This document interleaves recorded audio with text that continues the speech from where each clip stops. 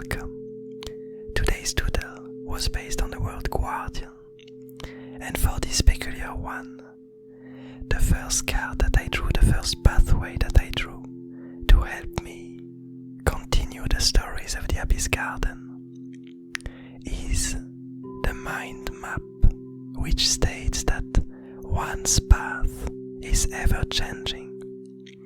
And I was probably also influenced by the previous doodle, which was following the adventures of the dying seedling, and someone else which path has been ever changing was actually the other half of the dying seedling, which is the seedling that was living in the world dream, in the dream world.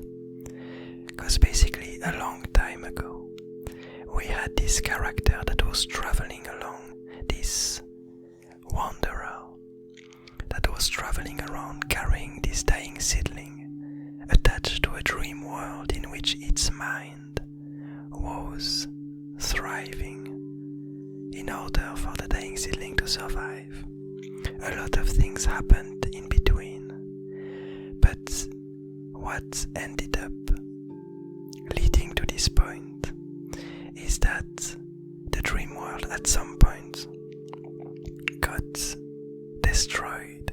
It basically slowly faded away because a specific character ended up being able to free this dream world seedling that was hiding inside of it.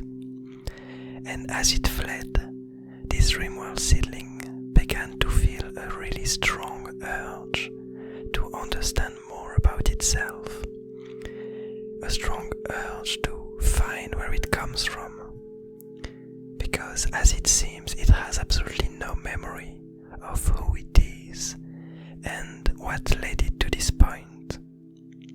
And so that's kind of what this card brought me to this character, to the dream world seedling, because its path has been ever changing since the moment in which we first saw it. The second card that I drew for this doodle was the memory of all, which states that knowledge without a point of view is senseless. And once again, it has a strong link to the dream world seedling, because we know the last time that we saw it for the world shine, we discovered that this dream world seedling was looking for its inception, for the beginning of its existence, for the reason of its existence. And as it was looking for omens, as it was looking for a vision of it, all he could see was emptiness. It couldn't find a path that led to the answers it was seeking for. And that's kind of the idea here linked to this card, is that this dream world seedling, due to the way that it was brought up to the Abyss Garden, it never really had a point of view. It only gathered knowledge from all the things that was around it. It saw the different characters, it sees the environment, but it wasn't born with a point of view, and so all the things that around it are senseless. They are still unknown. All the pieces of the environment that it sees around it just don't make any sense. It can't yet see any patterns emerging. All it sees can be dangerous, can be peaceful, can be aggressive. All it perceives looks to it like a notion of unrecognizable patterns, because it got detached from its point of view. It got detached from the creature that it was linked to, that held the point of view that they both shared. And so now it's wandering aimlessly, looking for answers looking for understanding. And finally, the third card that I used for this peculiar doodle was the deep shrooms, which states that surfacing thoughts are influenced by hidden point of views. And so now this one, since I already had the idea for the two cards, brought me back to this character and its adventures. Now this peculiar pathway brings me to an interesting question and an interesting realization, is that despite having no point of view, it's a really interesting fact that this character is still feeling the need to understand, is still feeling this curiosity and this thrive to know more, to understand where it comes from. Meaning that this will, this need, doesn't seem to be a point of view. It doesn't seem to be linked to a way of seeing the world, to a way of interpreting its surroundings, to a way of understanding. The need to understand seems to be emerging in all things that exist, whether or not they hold a specific point of view.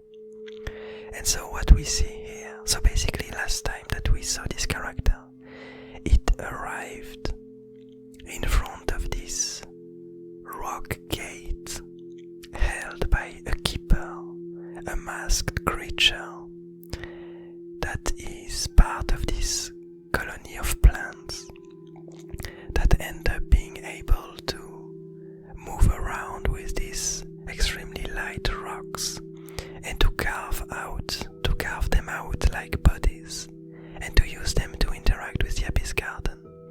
And so basically we had one of these character, one of these masks, kind of keeping the Dreamworld seedling away from entering this unknown place that's hiding behind it. And what we saw at that time was that the Dreamworld seedling seemed to be feeling some kind of aggressiveness. It felt the need to protect itself and to show that it could be threatening, using all of these conic artifacts that it gathered along the way, and that somehow help it in its endeavors.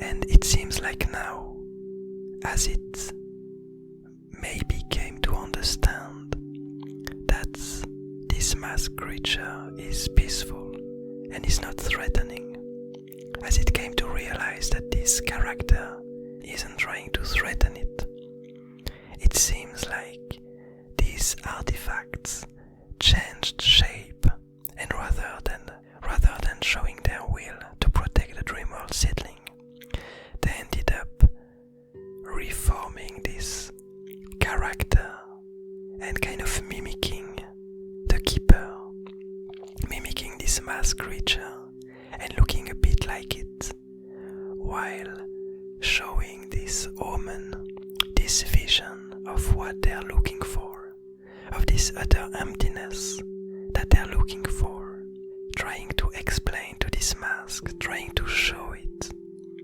that they are looking for the origin of the Dreamworld seedling, that they are looking for this lack of existence, and that they are trying to understand it, offering a reason for the mask to let them enter its kingdom and to let them search, to let them follow their path, traveling through the lands of the masked creatures.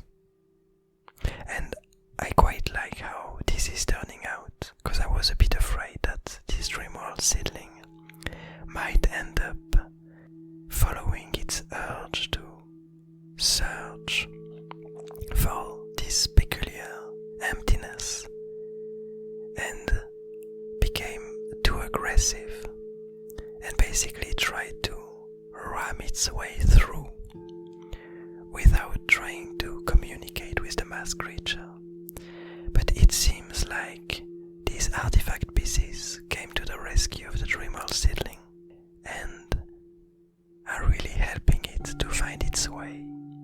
Because I'm guessing that these tiny artifact pieces probably hold a lot of knowledge of the Abyss Garden, and they might have a peculiar reason to want to help the Dreamworld seedling. We don't yet know. We don't know much about these tiny artifact pieces, where they come from, or what their initial purpose were. We did theorize that the way they worked was that they took the shape of whatever the character that was holding them felt like, whatever the character needed. And it seems like now what the Dreamworld seedling needed was a way to pass through, and what this artifact came up with is this idea of mimicking the masks and showing them what they were looking for. But anyway, I hope you enjoyed this doodle. I hope you're having a nice day, a nice evening, a nice morning, and I'll see you tomorrow.